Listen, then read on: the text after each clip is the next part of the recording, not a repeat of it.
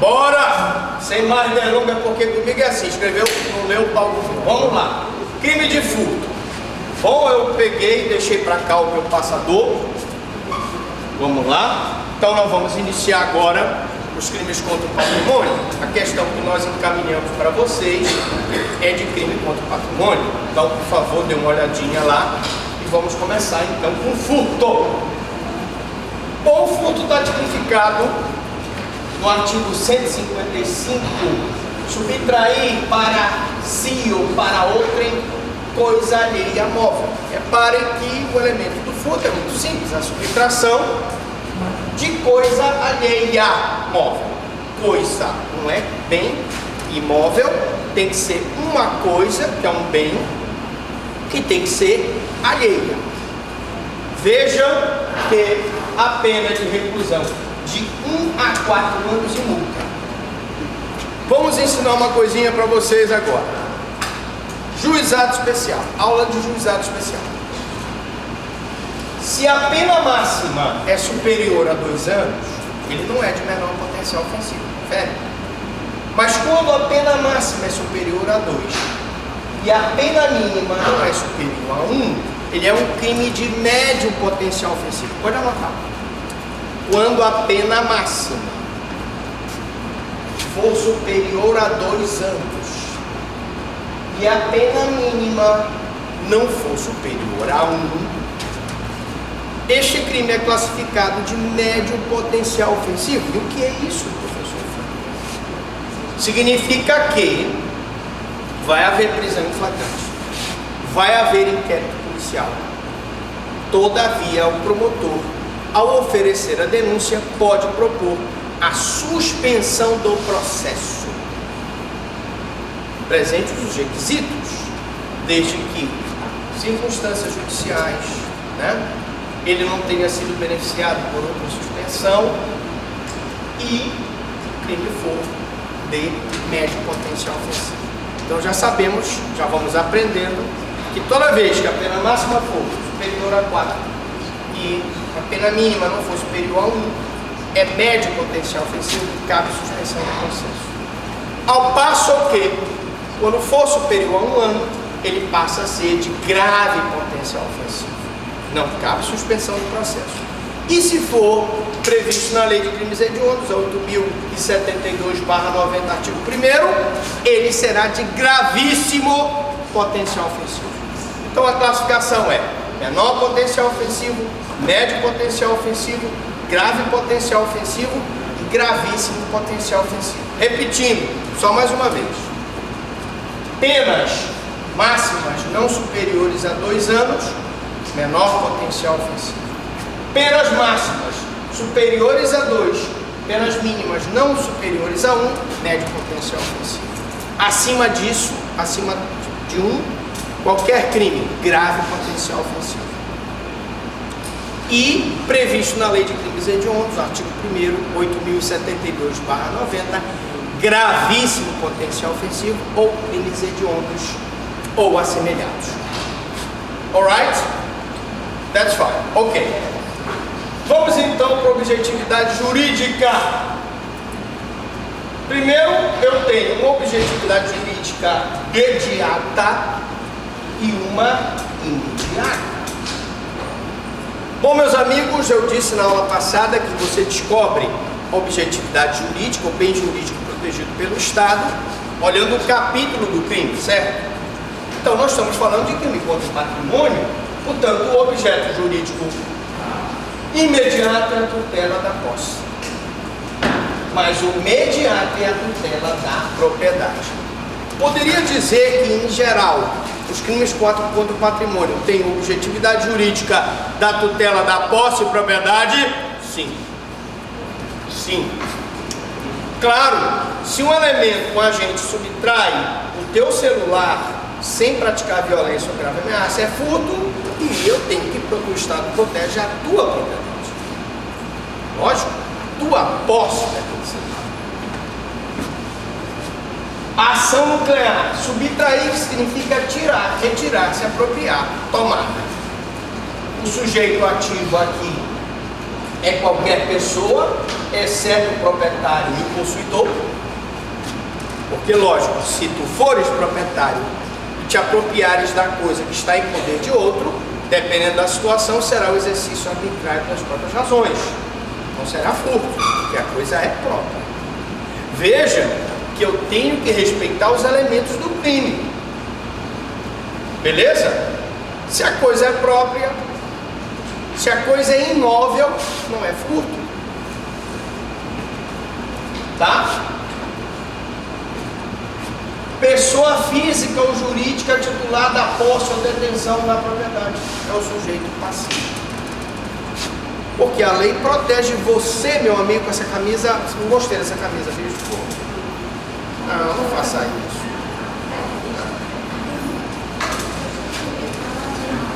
Então você com essa camisa aí, muita gente poderia querer subtrair essa tua camisa. Eu particularmente não. Mas alguém poderia querer subtrair? Se for sem violência ou grave ameaça, tu botaste lá no varal.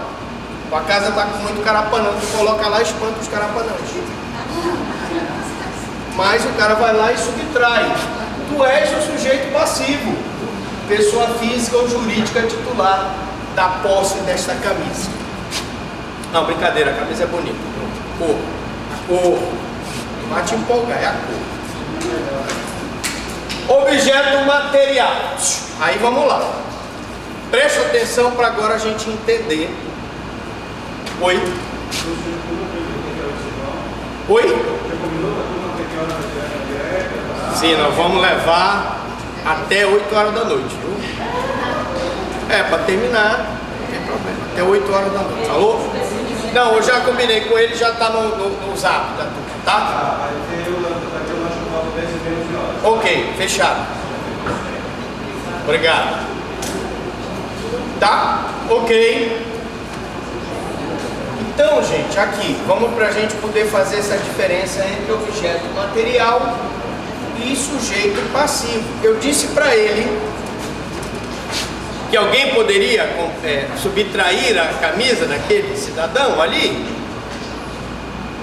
Veja que ele é o sujeito passivo, porque ele tem a posse e a propriedade daquela camisa. E a camisa é o objeto material. Objeto material é a coisa móvel. O objeto material é aquele objeto sobre a qual recai a ação delituosa. Vocês entenderam? Ele é o sujeito passivo, mas o objeto material é a coisa. Se, por exemplo, tu estás correndo lá na Batista Campos e o cara subtrai teu celular, concordas comigo que tu és o sujeito passivo e o celular é o objeto material? A ação recai a ação delituosa sobre o objeto material. Beleza? Correndo, objeto material. A expressão coisa aqui no crime de furto, ela tem o sentido diverso do direito civil.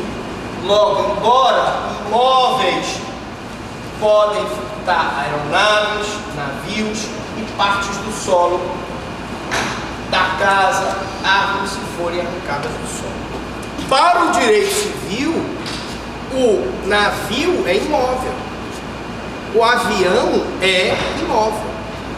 Eles têm registro de propriedade. Para o direito civil, o solo é imóvel. A árvore que está plantada no solo é imóvel. Dizem que o Pablo Escobar chegava numa propriedade lá, não sei se vocês sabem dessa história, dizia: eu quero essa palmeira e arranca aí, eu quero ela, vou levar lá para minha fazenda. Imagine que a pessoa subtraísse uma planta que está arrancada no solo, é furto.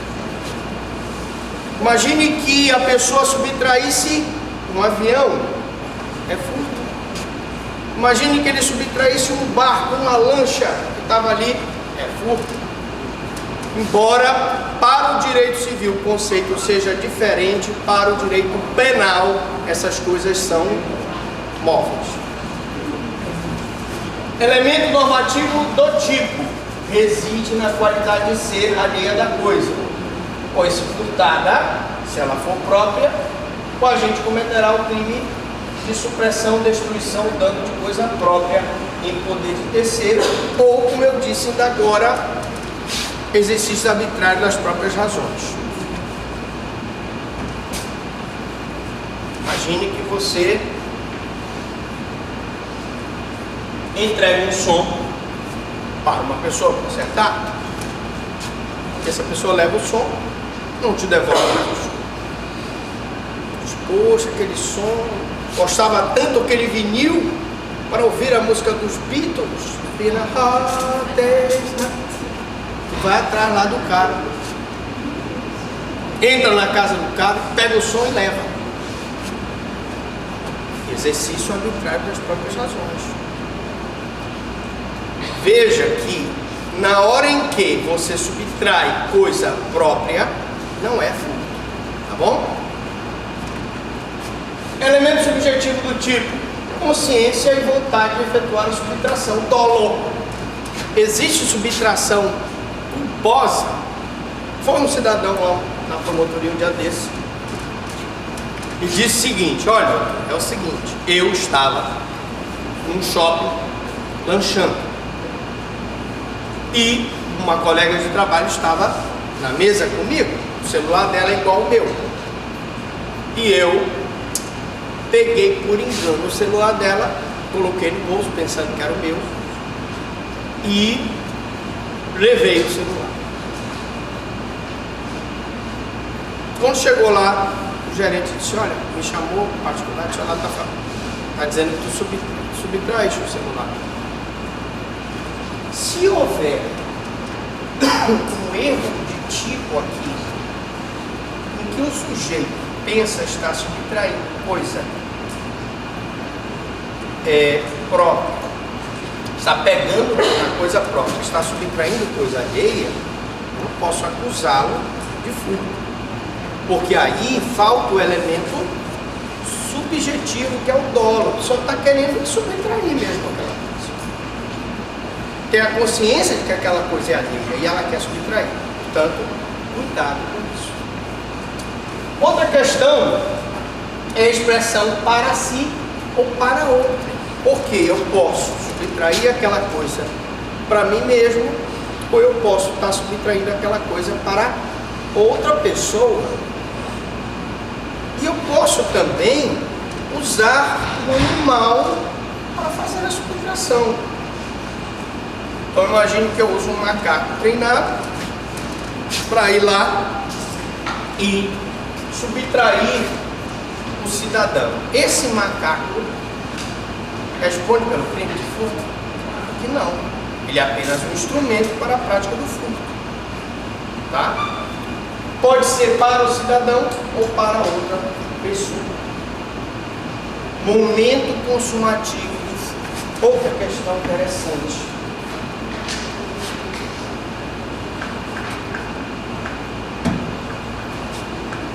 Ocorre no instante em que o objeto material é retirado da esfera de disponibilidade do sujeito passivo, ingressando na livre disponibilidade do sujeito ativo. Imagine, eu sempre dou esse exemplo quando eu dou essa aula, do seguinte: eu estou aqui, imagine que eu esteja com o meu celular, e eu deixo meu celular por aí. Você pega o celular e esconde.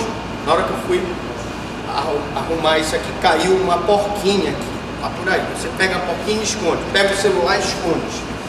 Eu estou dando aula aqui para vocês.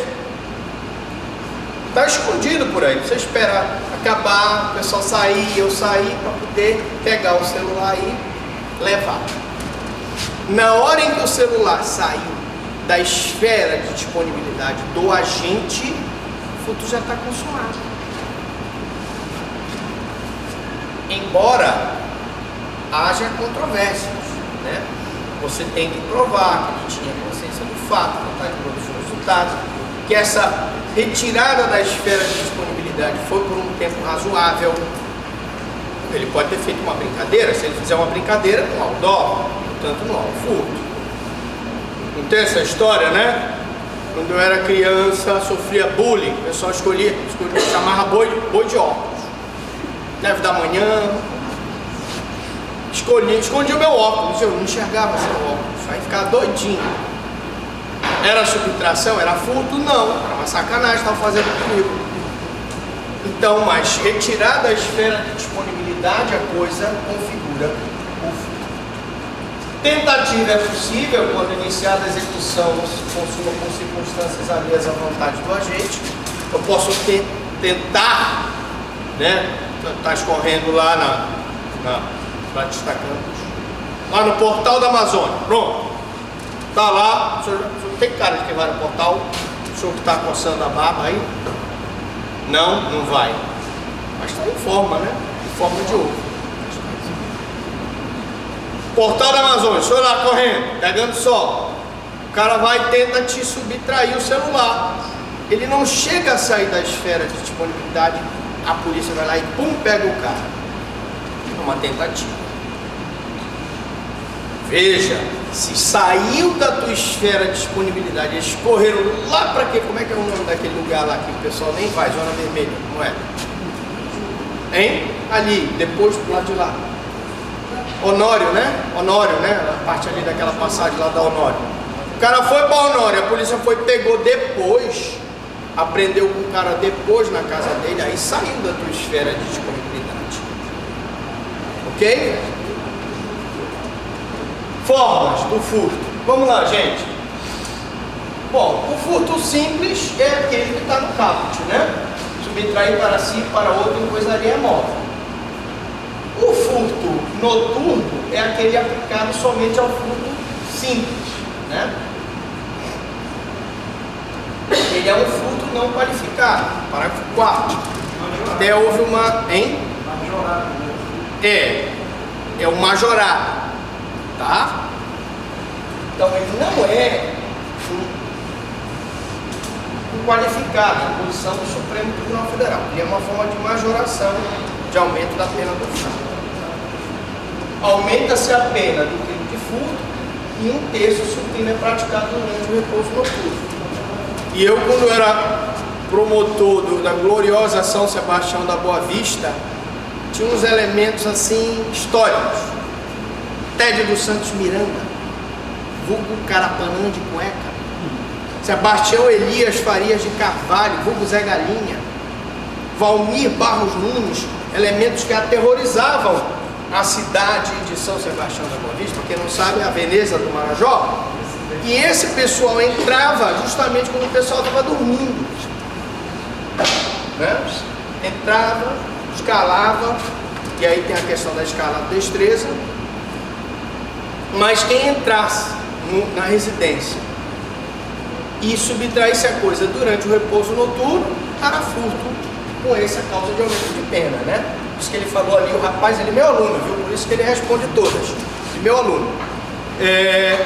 É majorado porque toda vez que eu tenho uma fração, eu tenho uma majoração da pena. Privilegiado ou mínimo, possuindo dois requisitos: a primariedade do réu e objeto de pequeno valor. Mas essa questão do objeto de pequeno valor é complicado. Por exemplo, eu quero dizer que, por exemplo, lá em São Sebastião da Boa Vista, na época que eu fui promotor, nos idos de 1994, não era nem o Laércio, era o Juarez. Eu cheguei lá, era o Juarez. Bom, uma pessoa que subtraísse uma bicicleta em São Sebastião da Boa Vista, mesmo que fosse aquelas bicicletas pererecas que eu digo, aquelas bem já detonadas, velhas, era um objeto de grande valor.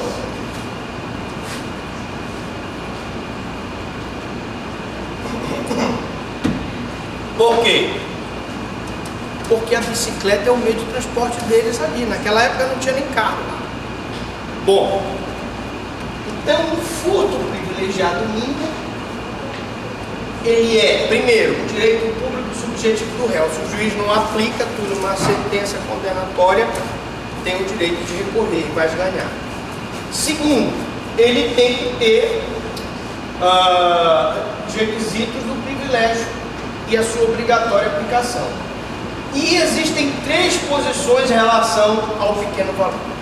Primeira posição, diz que é até um salário mínimo. Então, pequeno valor, para essa parte da doutrina, é até um salário mínimo. Na época, uma bicicleta, por exemplo, era considerada até um salário mínimo. Hoje uma bicicleta vale menos que um salário mínimo, né? Acho que naquela época era mais caro que um salário mínimo.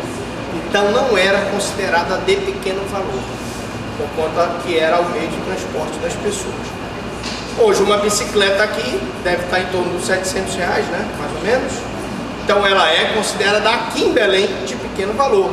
Mas lá em Anajás, uma bicicleta, um furto de uma bicicleta não é considerado de pequeno valor. A segunda posição diz que pequeno valor deve ser considerado em relação à capacidade econômica da vítima. E era isso que nós levávamos em consideração lá em São Sebastião. Ora, se o meio de transporte que eles tinham era a bicicleta, e o cara ia subtrair a bicicleta, não era de pequeno valor, porque a capacidade econômica lá era baixa, devido ao IDH ser baixo. E a terceira diz que fica a critério do julgamento. Eu acho que tanto a do salário mínimo quanto da capacidade econômica devem ser avaliadas, e o juiz normalmente leva em consideração essas duas circunstâncias. Qualificadora do furto. Primeiro, existem 4 hipóteses do artigo 155, parágrafo 4º. Primeira hipótese, com destruição ou rompimento de obstáculo à subtração da coisa. Reparem que a violência deve ser empregada contra o obstáculo. Se a violência for praticada contra a pessoa, é roubo. Mas se eu, por exemplo, os caixas eletrônicos aí, o cara explode o caixa eletrônico para subtrair dinheiro, é roubo, furto qualificado. Se ele apontar lá por segurança para subtrair, é roubo. Quando foi empregado contra o obstáculo que impede a subtração, ou seja, quando foi predisposto ou aproveitado pelo homem com a finalidade especial de evitar a subtração. Ele pode botar cadeado, pode colocar a grade, pode colocar o cofre, todos são circunstâncias que configuram essa qualificadora. Oi. No caso, muitos interiores, às vezes tem só aquela cerca, uma cerquinha de madeira. Eu, de médio tamanho, não atravessar aquela cerca. Não, ele tem, não, atravessar a cerca não, mas derrubar a cerca. E aí qual é o nosso problema lá no Ministério Público, na promotoria? É justamente o laudo. Porque se há uma subtração da coisa, mediante rompimento de obstáculo, eu tenho que ter o laudo, gente. Se eu não tiver o laudo, o advogado vai lá e diz, não houve, porque cadê o laudo? A mulher que sofre dano, o cara, além de bater na mulher, quebra tudo lá na casa dela, quebra o celular dela, a televisão dela, não tem essa situação? Aí eu digo, minha senhora, a senhora tem que fazer o exame, corpo de delito, a perícia, para constatar que houve dano lá, senão não tem condições. Além de levar em consideração que o dano, ele é um crime de ação penal privada, ele só é de ação penal pública se ele for praticado naquela circunstância de motivo egoístico e tal, que aí caberia o Ministério Público. Salvo essas hipóteses, é ela que tem que buscar a reparação do dano nocivo e o crime de dano com ação penal privada do criminal. Bom, Primeiro, sim, eu li isso aqui, com abuso de confiança ou mediante fraude, escalada ou destreza. Com abuso de confiança, né? O cidadão se aproveita que ele está lá como vigia, subtrai coisas do condomínio. Se eu poderia fazer uma analogia dessa qualificadora, especificamente aí, mediante fraude, com o crime de estelionato? O crime de estelionato, a fraude aqui, ela tem um pouco a ver com o crime de estelionato, a má-fé do crime de estelionato. Mas qual a diferença entre o furto e o estelionato? Muito simples. Na ação do furto, o indivíduo subtrai o objeto material. O próprio ele mesmo subtrai o objeto material para si ou para outro. No estelionato, ele não subtrai o objeto material. Ele engana, ele usa o engodo, a má-fé, para induzir o sujeito passivo a lhe entregar o objeto material. Por exemplo, chega lá e diz para o teu vizinho: olha, no interior tem muito isso, lá em São Sebastião. Cara, ele queria aqueles patarrão, né? A família lá do Bruno queria aqueles patarrão. Um belo dia, chega um cidadão lá e diz: olha, senhora, o seu neto, Bruno, aquele magrinho, pediu um patarrão, fazer um pato no tucupi e tal. Aí a senhora velhinha, né, velhinha dele lá, mas o pato, aí vai lá, pega o pato, entrega para você, você leva o pato, e não era o Bruno, o neto dela, que estava pedindo. Na verdade, você usou do engano. Só para dar um exemplo, assim, tá bom? Aí seria furto mediante fraude, né? Neste caso em específico, o senhor deu como exemplo? Não, se ele engana a mulher, para a mulher entregar a coisa, ele quando usa presta terceiro, atenção. Uma coisa é ele ir lá no quintal dela e subtrair o pato, furto. E outra coisa é ela entregar o pato para ti, pensando que foi ele que pediu o pato, para fazer o pato no tucupi, estelionato. Essa é basicamente a diferença. Oi. Vamos fazer o seguinte, se vocês me permitirem, eu vou, porque a gente tem que correr com esse programa, que é milionário esse programa, tem milhões de coisas para mostrar para vocês, e no final eu faço a pergunta mágica: alguma dúvida, alguma pergunta, ele aperta o negócio e a gente para e responde, ok? Vamos lá, segura aí. Com abuso de autoridade, confiança mediante fraude, escalada ou destreza, existem requisitos objetivos e subjetivos. Vamos lá. Primeiro, exige que o sujeito abuse da confiança dele depositada pelo lesado, o que pressupõe uma relação de confiança. Exemplo, o vigia está reparando o condomínio, o caseiro está vigiando lá o sítio em Santa Bárbara, né?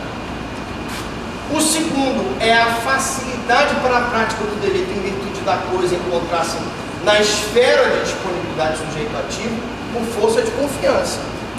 Aí eu paro e faço o esclarecimento. Se o agente ele mesmo subtrai, furto. Se o agente se aproveita dessa confiança para pedir para que a coisa seja entregue pelo sujeito passivo, tranquilo, né? Fraude, meio enganoso, capaz de medir a vigilância do ofendido e permitir maior facilidade para a subtração. A fraude aqui, diferente do estelionato, tem como objetivo apenas facilitar a subtração, que vai ser executada pelo próprio sujeito ativo do furto. No estelionato, não. No estelionato, ele usa do engodo do ardil para te induzir a que tu entregues a coisa. Diferente. Escalada. Olha aí o Ted dos Santos Miranda. Conheceste o Ted lá? Sabes quem é? Que agora virou pastor. O Valmir também. O Zé Galinha também. Todos se todos se regeneraram, todos. Conseguimos, graças a Deus, recuperar todos. Mas ele usava de escalada. Acessava o lugar, ouvia anormal, ele subia e tirava. Levava televisão, levava ventilador, tudo, levava de tudo, até panela. Jogava panela de pressão, tu vê, né? Sério? Às vezes levava panela com feijão.